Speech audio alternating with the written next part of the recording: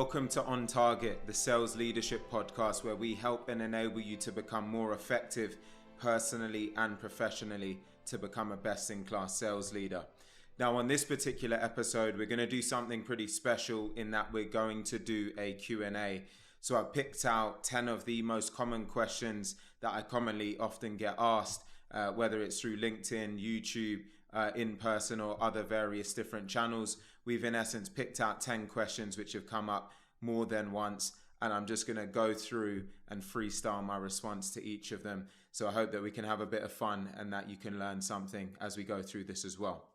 So let's dive right in. Question number 1, as a sales leader, what do you believe is the most important mindset shift needed to become truly effective?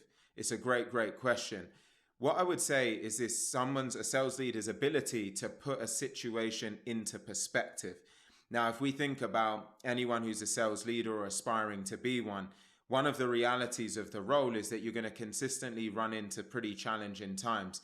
You've got a target that's going to reset every month or every quarter, and you've got to be in a position where no matter whether you're on ground zero, your team's not performing, things just simply aren't going your way. You need to be able to step back and put the situation in perspective and say, well, where am I right now? And what is a game plan and a strategy that I can put in place to help me and my team to take steps forward? The thing that you can't afford to do is just panic and start scrambling and thinking to yourself, well, what am I going to do? You need to be able to break things down, put it in perspective, and have a level of clarity as to what you can do next to help you to move forward in your current situation. The second question is, what daily habits or routines have been most crucial for you in maintaining focus and consistency? Now, the biggest thing here is actually just having a routine in the first place. So in other videos and previous podcasts, I've spoken a bit about my morning routine and also my evening routine. But the biggest thing here is actually the premise of making sure that you have a routine in the first place. So I'll talk you through mine, but make some adjustments to make one that makes sense for you and your own situation. So when I wake up, first thing that I do is I don't check my phone at all. I get up and I meditate. So before I do anything else, step number 1 is meditation. I do that for 12 minutes. And then after I meditate, because it's winter here in the UK at the moment, I spend a bit of time under a UV light. And that just helps to basically give me the feeling as if there was sunlight coming into my eyes. And that just helps my circadian rhythm get into its the right type of routine and get the systems firing appropriately. And then once I've done that, I make sure that I go and do some exercise. So I try and get outside if I can. If not, get down to the gym and get the body moving in some way. Sometimes it's weightlifting, sometimes it's calisthenics. It's mainly calisthenics at the moment. Sometimes it's combat-based training, or maybe it's just some light cardio, but I get the body moving. Then I come back, take what I call a contrast shower. So go from extreme heat to extreme cold, rinse and repeat, and then I check my phone and start to let in the world and start to get on with work. I have another routine for the evening. And then throughout the workday, I'm very maniacal about prioritizing work. So I look at what are the tasks that require the most energy, require the most of me, and I get those done early. And then I start to do the deprioritized tasks later in the day. So in essence, the two of the things get split in that regard. Question number 3, what's the biggest mistake you see salespeople make when it comes to planning and strategy? Interesting question. I would say the biggest mistake that I see is either salespeople who try and test too many variables at once, or they just give up on something too quickly. So sometimes I hear salespeople say, I tried video prospecting as a channel, for example, and it didn't work for me after 1 week, so I moved on.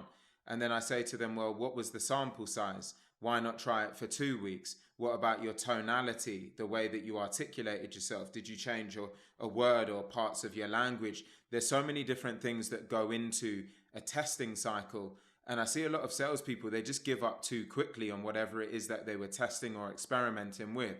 So a piece of advice is when you're doing an A/B test, set out the parameters really clearly and make sure that you do it on a large enough data pool and actually that you do it for a long enough period of time so that you can actually get meaningful results, instead of just putting yourself in a position where you just throw something out there, you don't do it for long enough time. How can you really know if you've tested it for a lengthy enough period on the right type of data set to know if it works or if it doesn't work? Question number 4, how do you coach your team members to build discipline around their sales process?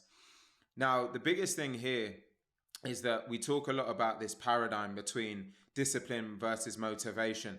And it's a really important one because so many people just put themselves in a position where they are reliant on motivation. Now, I felt a little bit under the weather for a day or so, but I know that I committed to myself to get this podcast done. So what does that mean? Doesn't really matter how I'm feeling in my mind. I've got to get it done, right? I'm not on my deathbed. I'm in a position where I can get it done. Even if I don't feel 100%, I can function, I can operate.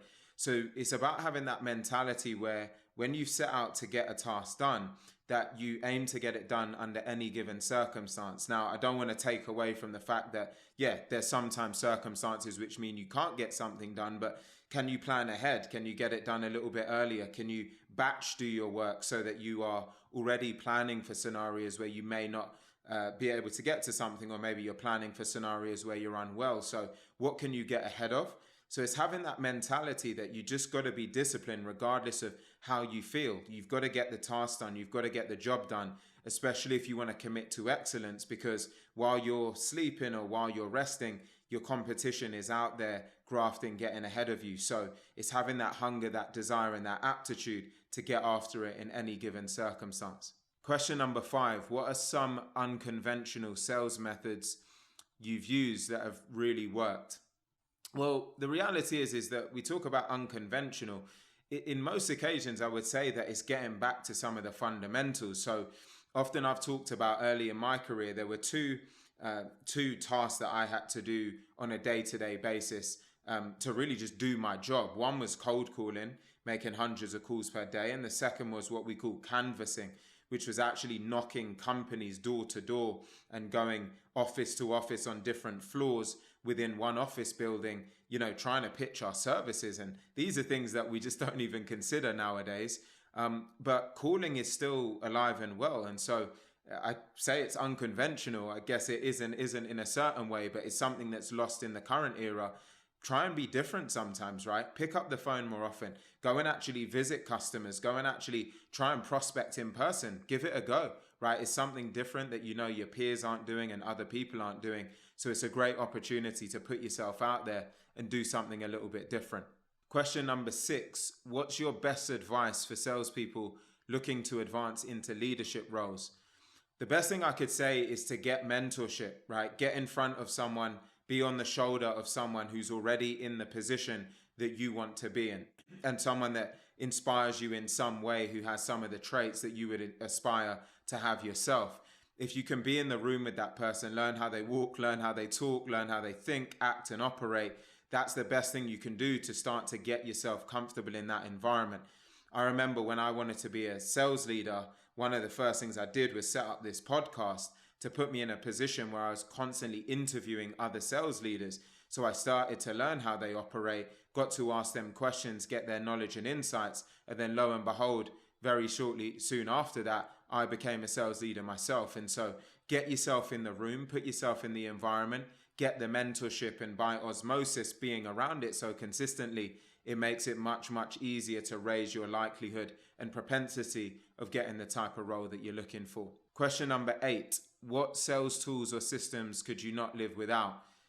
Really some of the basics, just Google Calendar, my notes application on my phone and on my laptop, a good old whiteboard that I have just to the left of me with all of my goals and aspirations and tasks and tools.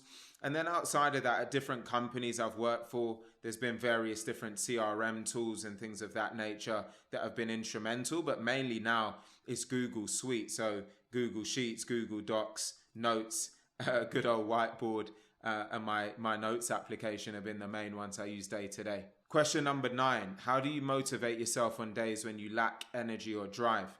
As I mentioned earlier, I don't rely on motivation. I rely on discipline, routines, and systems, which means that I get up every day and I know exactly what I need to do on that given day.